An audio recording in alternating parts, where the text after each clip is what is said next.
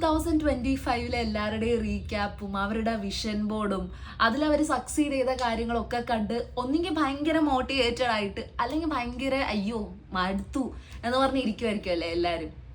അപ്പോൾ ഇനി ഈ വരുന്ന 2026 വിഷനും ഐഡിയാസും ഒക്കെ ഉള്ള ആൾക്കാരടുത്ത് മറ്റേ പയ്യൻ പറഞ്ഞ പോലെ ചിലവരുടെ ശരിയാവും അല്ലെങ്കിൽ ചിലവരുടെ ശരിയാവില്ല.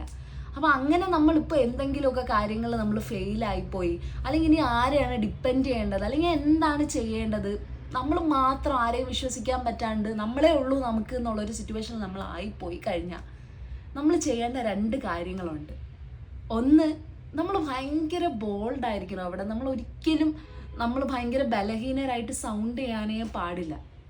എന്നിട്ട് ഇതുപോലത്തെ ഒരു ചാക്ക് അങ്ങോട്ട് എടുക്കണം. എന്നിട്ട് അമ്മ കുപ്പി പാട്ട തകര വിൽക്കാനുണ്ടായി, അമ്മ പ്ലാസ്റ്റിക് ഇരിക്കാ അമ്മ, ഇല്ല അമ്മ പേപ്പർ വിൽക്കണമാ അമ്മ എന്തെങ്കിലും വിൽക്കുന്നത് ഇരിക്കാ അമ്മ എന്നിങ്ങനെ ചോദിച്ചോണ്ട് കുപ്പി പാട്ട തകര വിൽക്കാനുണ്ടായി. ഇത് പഠിച്ചിരിക്കുന്നത് നല്ലതായിരിക്കും. അപ്പൊ എല്ലാവർക്കും ഹാപ്പി ന്യൂ ഇയർ.